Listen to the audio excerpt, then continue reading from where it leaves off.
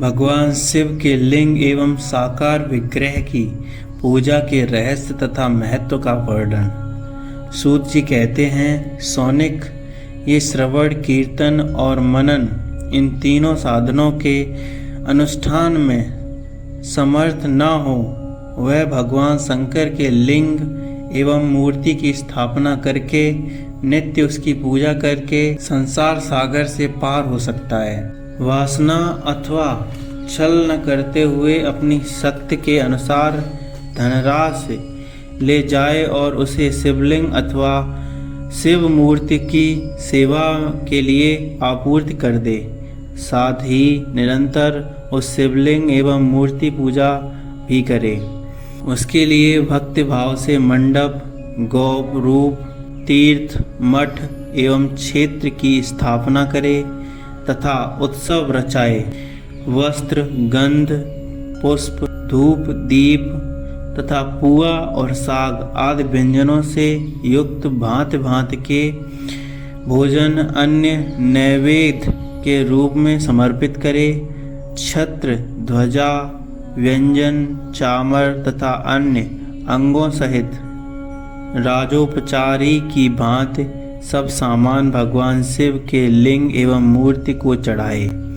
प्रतिष्ठा, नमस्कार एवं यथाशक्ति जप करे। आवाहन से लेकर विसर्जन तक सारा कार्य प्रतिदिन भक्ति भाव से संपन्न करे। इस प्रकार शिवलिंग अथवा शिव मूर्ति में भगवान शिव की पूजा करने वाला पुरुष श्रवण आदि साधनों का अनुष्ठान न करे तो भी भगवान शिव की प्रसन्नता से सिद्धि प्राप्त कर लेता है। पहले के बहुत से महात्मा पुरुष लिंग एवं मूर्ति की पूजा करने मात्र से भाव बंधन से मुक्त हो चुके हैं। ऋषि ने पूछा, मूर्ति में ही सर्वत्र देवताओं की पूजा होती है, लिंग में नहीं, परंतु भगवान शिव की पूजा सब जगह मूर्ति में भी और लिंग में भी की जाती है, क्यों? सूत जी ने कहा, मुनीश्वरों, तुम्हारा यह प्रश्न तो बड़ा ही पवित्र एवं अत्यंत अद्भुत है। इस विषय में महादेव जी ही वक्ता हो सकते हैं। दूसरा कोई पुरुष कभी और कहीं भी इसका प्रतिपादन नहीं कर सकता। इस प्रश्न के समाधान के लिए भगवान शिव ने जो कुछ कहा और उसे मैंने गुरु जी के मुख से जिस प्रकार सुना, उसी तरह क्रम से वर्णन करूंगा।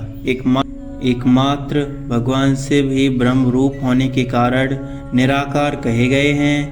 रूपवान होने के कारण उन्हें सकल भी कहा गया है, इसलिए वे सकल और निष्कल दोनों हैं। शिव के निष्कल निराकार होने के कारण उनकी पूजा का आधारभूत लिंग भी निराकार ही प्राप्त हुआ है, अर्थात शिवलिंग शिव के निराकार स्वरूप का प्रतीक है। उसी तरह शिव के सकल या साकार होने के कारण उनकी पूजा का आधारभूत विग्रह साकार प्राप्त होता है, अर्थात शिव का साकार विग्रह उनके साकार स्वरूप का प्रतीक है। सकल और अकल समस्त अंग कारक सहित साकार और अंग कारक से सर्वदा रहित दोनों रूप होने से ही वे ब्रह्म शब्द से कहे जाने वाले परमात्मा हैं। यही कारण है कि सब लोग लिंग निराकार और मूर्ति साकार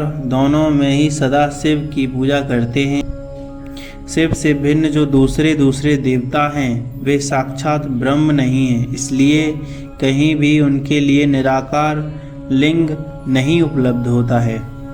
पूर्व काल में बुद्धिमान ब्रह्मपुत्र सनत कुमार मुनि ने मंदरांचल पर्वत पर नंदीश्वर से इसी प्रकार का प्रश्न किया था।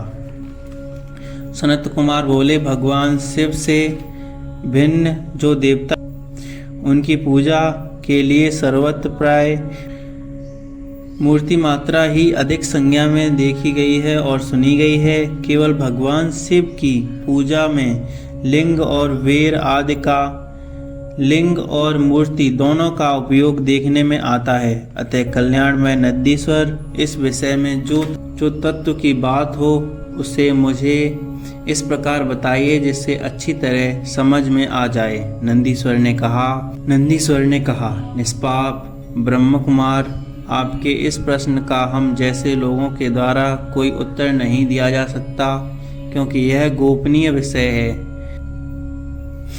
तथापि आप शिव भक्त हैं, इसलिए इस विषय में भगवान शिव ने जो कुछ बताया है उसे ही आपके समक्ष कहता हूँ। भगवान शिव ब्रह्म स्वरूप हैं और निष्कल निराकार, इसलिए उन्हीं की पूजा में निष्कल लिंग का उपयोग होता है। संपूर्ण वेदों का यही मत है। सनत कुमार बोले, महाभाग योगेंद्र, आपने भगवान शिव तथा दूसरे देवताओं के पूजन के लिए लिंग और मूर्ति के प्रचार का जो रहस्य विभाग पूर्वक बताया है वह यथार्थ है। इसलिए लिंग और मूर्ति आदि उत्पत्ति का जो उत्तम वृतांत है उसी को इस समय सुनना चाहता हूँ। लिंग के प्रकट का रहस्य सूचित करने वाला प्रसंग मुझे सुनाइए। इसके उत्तर में नंदीश्वर ने भगवान शिव के निष्कल स्वरूप लिंग के अविभार्य का प्रसंग सुनाना प्रारंभ किया। उन्होंने ब्रह्मा तथा विष्णु के विवाद, देवताओं की व्याकुलता तथा चिंता, देवताओं का दिव्य कैलाश शिखर पर गमन, उनके द्वारा चंद्रशेखर महादेव की प्रार्थना, देवता महादेव जी का ब्रह्मा और विष्णु विवाद स्थल में आगमन तथा दोनों के बीच निष्कल आदि अंतरहित भीषण अग्नि स्तंभ के रूप में उनका अविभार्य आदि प्रसंगों की कथा कही। तदंतर श्री ब्रह्मा और विष्णु दोनों के द्वारा उस ज्योतिर्मयी स्तंभ की ऊंचाई और गहराई की था लेने की चेष्टा एवं केतकी पुष्प के साप वरदान आदि के प्रसंग भी सुनिए।